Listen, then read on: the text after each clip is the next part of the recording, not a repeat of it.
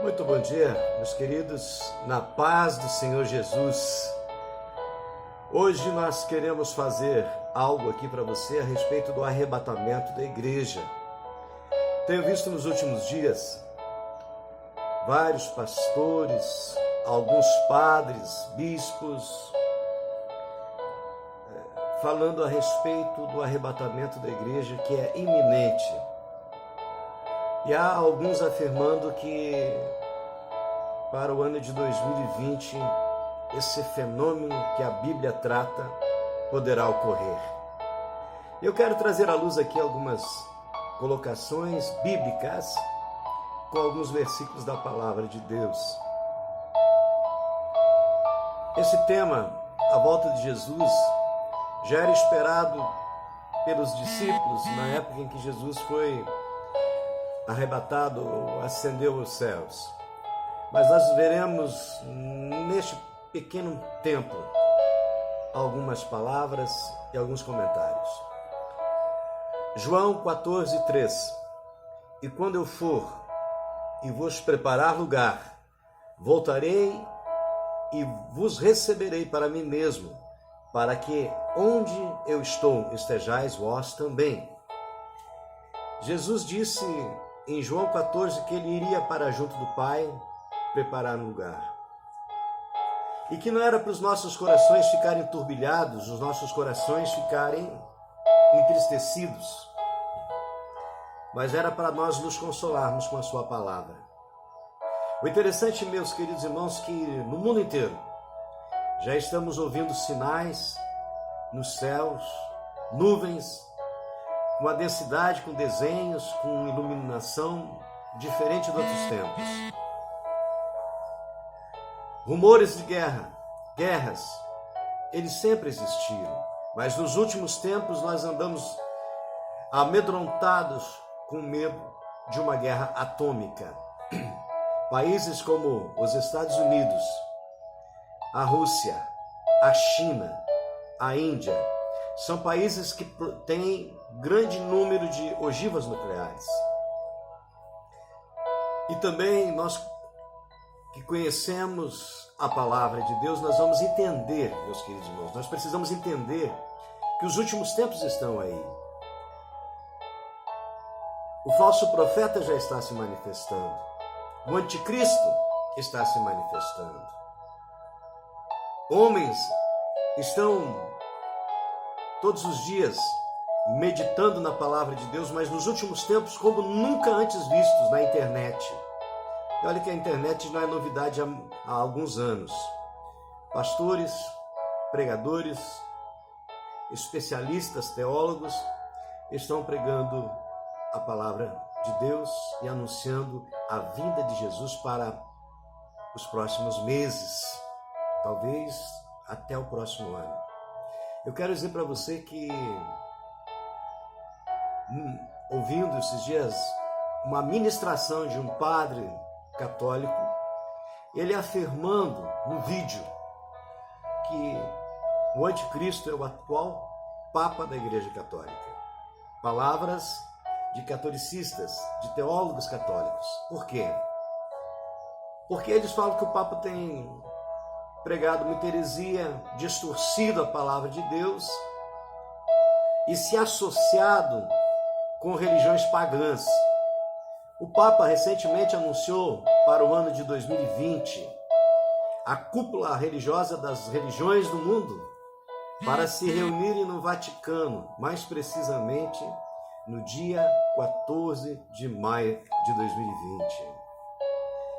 Meus queridos irmãos, eu já havia ouvido sobre essa data a respeito de um teólogo, de pregadores aqui no YouTube, a respeito do dia 14 de maio de 2020. Mas quando eu ouvi e assisti o pontífice da Igreja Católica anunciando a data para o grande encontro dos líderes das religiões, e eu entendo, queridos, segundo as profecias, que este encontro, dali sairá um representante mundial para a religião universal.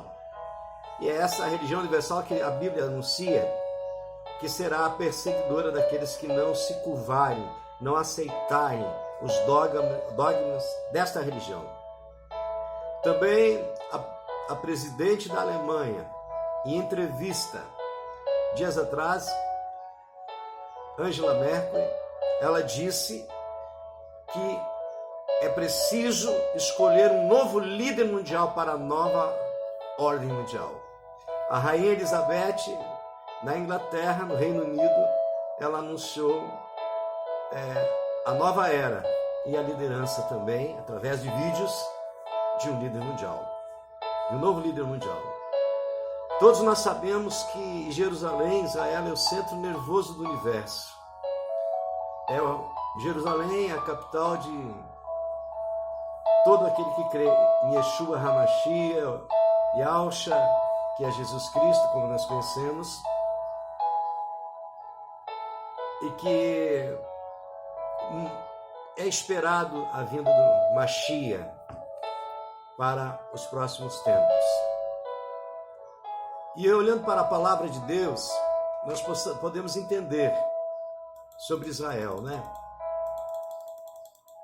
E sobre o arrebatamento da igreja. Vejamos aqui o livro de Lucas, né, meus queridos irmãos, o que diz a palavra aqui no capítulo 17, nos versículos 34, 35 e 36. E eu lhes digo, naquela noite 2 pessoas estarão numa cama, uma será tirada e a outra deixada. 2 mulheres estarão moendo trigo juntas, uma será tirada e a outra deixada. 2 pessoas estarão no campo, uma será tirada e a outra deixada. Está dizendo que nem todos serão arrebatados, nem todos ainda alcançaram a salvação. Mas já é uma porção de 50%. Mas eu e você, nós precisamos, meus queridos irmãos, estar atento para isso. Porque a Bíblia fala do esfriamento da fé, e é verdade, como pastor eu tenho presenciado a frieza da fé. O povo crente é um povo que blasfema, é um povo, queridos irmãos, que quando se revoltam dentro de uma igreja, causam rebelião, briga. Muitos que causaram rebelião estão abrindo ministérios. Muitos amados irmãos que são líderes, mas não são obedientes a seus líderes. Muitos queridos irmãos estão se virando pastores, pregadores por causa do dinheiro, né? E a Bíblia diz que o dinheiro é a raiz de todos os males, e isto está impregnado dentro da religião, dentro da igreja.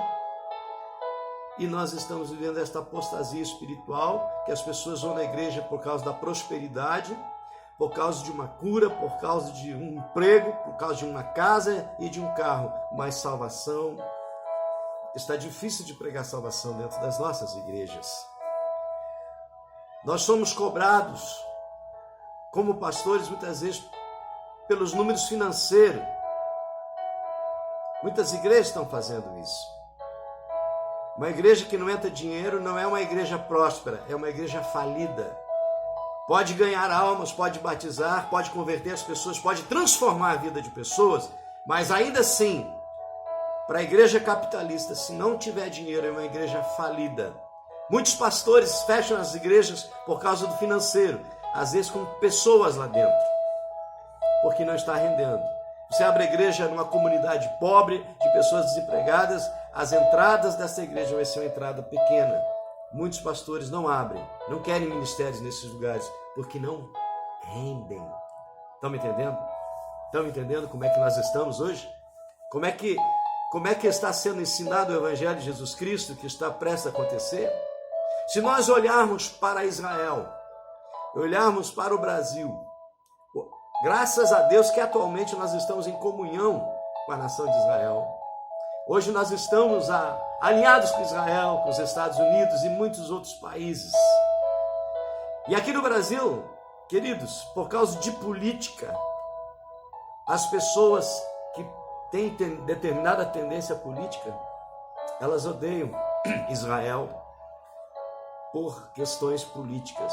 Só que eu quero dizer para você, que pensa e age dessa maneira, Jesus está voltando e ele não está nem aí para o partido político. Jesus não está nem aí para a religião, não está aí para os seus conceitos, para a tua maneira de pensar. Jesus está te dando oportunidade para você mudar a sua vida, deixar ele transformar a sua vida, porque no dia do Senhor nós prestaremos conta, porque nenhum de nós podemos chegar diante de Deus e dizer: olha, eu não sabia disso. No Brasil, um dos países mais evangelizados do mundo, nós não podemos negar Jesus, né? Qual é a moda atual? A prostituição, hoje novelas, pessoas do mesmo sexo querendo casar, querendo legalizar isso, querendo nos empurrar goela abaixo esta entranha ruim, diabólica, e pessoas que têm filhos, família, esposo aceitam isso como normal. Não é normal, nunca foi e nunca será. Por quê? Porque a palavra de Deus é a maior autoridade para o ser humano. Não é constituição de países, não são constituições de países, não são leis, não são códigos de éticas de países, mas é a palavra de Deus. Eu fico triste que pessoas inteligentes começam a fazer discursos de livros, de autores que pensam diferente e muitos em degradação moral da sociedade que nós vivemos. Família é instituição divina, é instituição de Deus. Eu quero nesse vídeo falar para você que está me ouvindo que Jesus está voltando, né? A Bíblia diz em Apocalipse, capítulo 1, versículo 7, eis que vem com as nuvens e todo o olho verá, até os que o traspassaram, aqueles que mataram Jesus. E quando eu falo de Israel, eu encho meu coração de alegria. Os religiosos, as religiões, as denominações, muitas vezes pregam que o povo judeu assassinou Jesus, que o povo judeu virou as costas para Jesus. Não foi o povo judeu. Quem é que acompanhava Jesus? Quem eram os discípulos de Jesus? Quem eram os seguidores de Jesus? Quem eram aqueles quase 15 mil que estavam ali nas multiplicações dos pães e dos peixinhos? Eram brasileiros, americanos, ingleses? Não! Eram o povo de Israel. Agora nós precisamos entender que o sumo sacerdote, os sacerdotes, o grande clérigo de Israel, os fariseus, saduceus, aqueles homens que estavam no templo, os escribas, eles temiam perder o poder de governar o país e a religião. Por isso que eles mandaram matar Jesus. E quem executou a morte de Jesus foram os romanos, o pessoal de Roma, os soldados romanos, os oficiais romanos. Quem acho Jesus? Quem é que colocou ele no tronco? Quem é que levou ele preso, acorrentado, carregando a cruz? Os romanos, a pedido das lideranças de Israel, não do povo. Nunca pregue contra o povo de Israel se você lê Bíblia. E a teologia, amados irmãos, que muitos pregam sobre a teologia grega, queridos, a Grécia foi um dos países dominantes da época, mas que mais adulterou, introduziu enxertos dentro da nossa Bíblia Sagrada, dentro das escrituras que eu e você conhecemos. Porque lá nos originais hebraicos, muitas coisas que diz na palavra não diz lá. Isso nós precisamos estudar, nós precisamos ter conhecimento. Nem tudo que nós vemos é aquilo que nós vemos. Mas a verdade é que o povo de Israel é o povo de Deus. A palavra veio primeiro para eles e depois para nós. Nós somos ocidentais. As coisas aqui são diferentes, a cultura é diferente. Mas nós não podemos dizer que os judeus mataram Jesus. Isso é uma mentira. Esse negócio de Israel espiritual e Israel lá perdeu o direito de salvação, isso é um engodo teológico romano. Nós precisamos entender que a salvação veio primeiro para eles e através de Hamashia, o Mashia, nós recebemos a salvação em todo aquele que nele crê e obedecer aos seus mandamentos. E o arrebatamento da igreja, ele vai vir, irmão. Vai vir mesmo. Olha o que diz a palavra de Deus a respeito disso. 1 Tessalonicenses capítulo 4, os versículos 16 e 17. Porque o mesmo Senhor descerá do céu com alarido e com voz de arcanjo e com a trombeta de Deus, do Eterno, e os que morreram em Cristo, que é o Messias, o Machia, ressuscitarão primeiro. Depois nós, os que estivermos vivos, seremos arrebatados juntamente com eles nas nuvens e encontrar o Senhor nos ares, e assim estaremos sempre com o Senhor. Esse é o dia do arrebatamento. Isso vai acontecer numa visão pré-tribulacionista, antes da tribulação, dos 7 anos de tribulação. O povo que está buscando a Deus, está buscando salvação, é o povo que vai ser arrebatado antes da tribulação.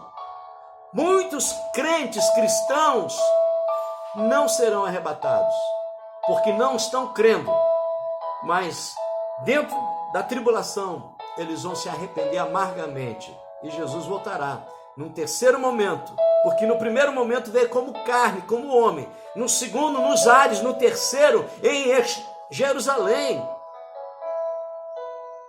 ou Yoxalã, ou Yujalaim, que é Jerusalém, para levar o seu povo, os escolhidos, tá bom? Tem algumas religiões, algumas seitas aí que pregam que é somente a igreja deles que salva. Que idiotice isso, irmãos. Que ignorância.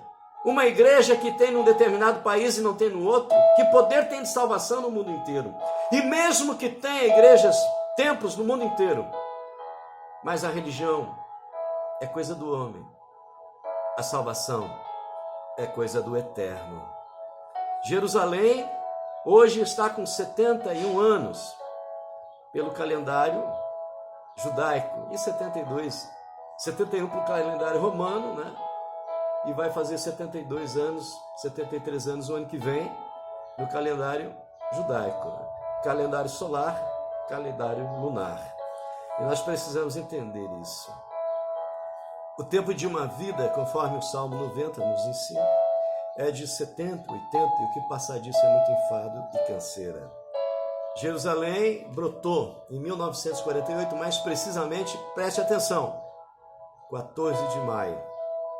E eu fico feliz de saber que foi um gaúcho brasileiro, Oswaldo Aranha, que decidiu com o voto dele pela criação de um dia para o outro, segundo as profecias, de uma noite para o dia, a criação da nação de Israel, do Estado de Israel, pelo qual eu oro todos os dias, né? E quem for contra Israel vai estar contra Deus. Lá no capítulo 12, Abraão é o primeiro membro de Israel.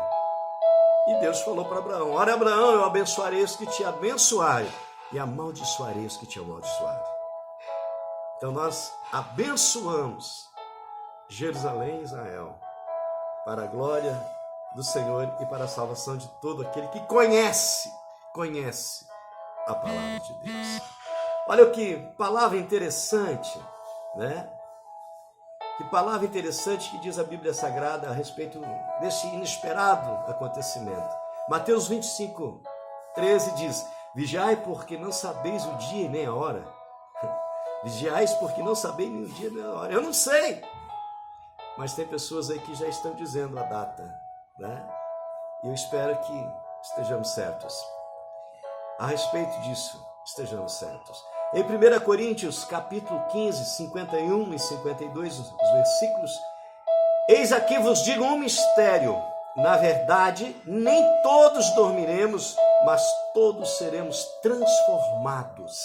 No momento, num abrir e fechar de olhos, ante a última trombeta, porque a trombeta soará, e os mortos ressuscitarão, incorruptíveis, e nós seremos transformados. Ou seja, este corpo de carne, osso e sangue já não será mais. Teremos um corpo glorificado pelo entendimento da palavra de Deus, né? Como é bom saber sobre a respeito do arrebatamento da igreja. E para finalizar aqui, no versículo 22, 7, só a parte B aqui: eis que venho sem demora. Quem falou? Yahusha. Yeshua, Jesus.